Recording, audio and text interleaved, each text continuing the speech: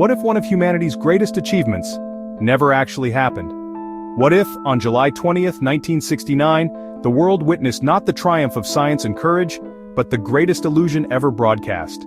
Welcome to Echoes of Time, where history echoes louder than ever. Today we unravel one of the most persistent and controversial mysteries of the modern era, the Moon Landing Hoax theory. The United States, in the midst of the Cold War, was in a fierce space race against the Soviet Union. With tensions high and pride at stake, America needed a win, a definitive, awe-inspiring win. And then, in a single television broadcast, they had it. Neil Armstrong's famous words echoed through millions of homes. That's one small step for man, one giant leap for mankind. But not everyone was convinced. Almost immediately, questions began to emerge. And over the decades, those questions snowballed into a conspiracy theory that refuses to die. Was the moon landing real, or was it staged in a studio to deceive the world? Let's begin with the arguments of the skeptics. First, the flag. In the footage, the American flag appears to flutter. Yet, the moon has no atmosphere, no air. So how could the flag wave? NASA responded that the flag was designed with a horizontal rod to keep it extended. The motion wasn't wind, it was the result of the astronauts twisting and planting the pole into the lunar soil, causing the flag to ripple temporarily. Still, the image planted a seed of doubt. Then came the shadows. In the lunar photos, shadows fall in different directions, which some claim proves the use of artificial lighting, like studio spotlights. But experts explain this too. The moon's surface is uneven, and the only light source was the sun. Uneven terrain can cause shadows to diverge, just like on Earth in hilly areas. It's not evidence of fakery, just physics. Next, why are there no stars visible in the sky? Skeptics say NASA forgot to include stars in their fake backdrop.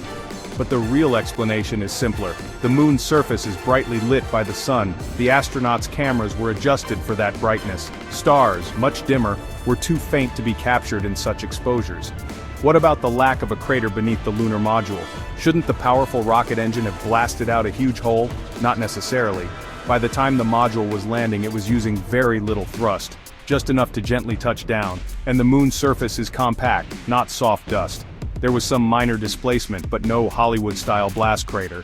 Then there's the ultimate question. If it was a hoax, could so many people keep it a secret? More than 400,000 engineers, scientists, and technicians worked on the Apollo program. A conspiracy on that scale would be nearly impossible to maintain for over 50 years without a single solid leak. But the theory persists. Much of its popularity can be traced back to a 1976 self-published book titled We Never Went to the Moon by Bill Kaysing. He had no background in aerospace but claimed it was all an elaborate NASA hoax. His book, filled with questionable claims and flawed reasoning, gained traction in an era of growing distrust toward government institutions. Then came the internet. As the web exploded in the late 90s and early 2000s, so did moon hoax theories. Doctored photos, manipulated footage, and dramatic YouTube videos spread faster than facts. Even pop culture got involved. Stanley Kubrick, director of 2001: A Space Odyssey, was rumored to have helped fake the landing on a secret soundstage. A clever idea, but completely unfounded. Kubrick never admitted anything. His family denies it, and there's no evidence he was involved in any NASA-related work. Interestingly, the Soviet Union, America's bitter rival at the time, never challenged the moon landing. They tracked Apollo 11's trajectory and monitored its radio communications. If the United States had faked it, the Soviets would have exposed the lie immediately. In fact, other countries also picked up the signal. The moon landing wasn't just broadcast, it was tracked in real time by observatories around the world. Still, even today, polls show a significant number of people, especially younger generations, believe the landing was staged. Why does this theory endure? Psychologists say it's a mix of skepticism, distrust, and honestly, the human brain's love for mystery. We like to feel like insiders who know the truth that others don't.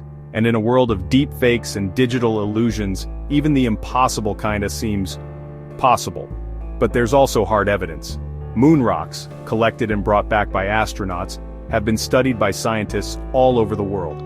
Their unique composition, exposure to cosmic radiation, and lack of water molecules prove they just did not originate on Earth. Then there's the retroreflectors. Instruments placed on the moon by Apollo missions still reflect laser beams sent from Earth today. That's not science fiction. That's real, verifiable, ongoing proof. In 2009, NASA's Lunar Reconnaissance Orbiter took high-resolution photos of the Apollo landing sites. You can see the descent stages, equipment left behind, and even, well, the paths astronauts walked. So why do people still question it? Because honestly, doubt is powerful. Conspiracies thrive where trust erodes. And in an age of misinformation, the moon hoax theory is a textbook example of how myth can challenge reality, even when there's overwhelming proof. But perhaps the deeper mystery isn't whether we landed on the moon, it's why, after more than half a century, some of us still can't believe it. Was it simply too big, too bold, too miraculous to be true? Or does the moon landing hoax theory echo something more profound? A reflection of our need to question, to challenge, and to never stop searching for truth. One small step for man sparked one giant question for mankind, and the echoes of that question, well, they continue to ripple through time. This is Echoes of Time. Until next time, stay curious.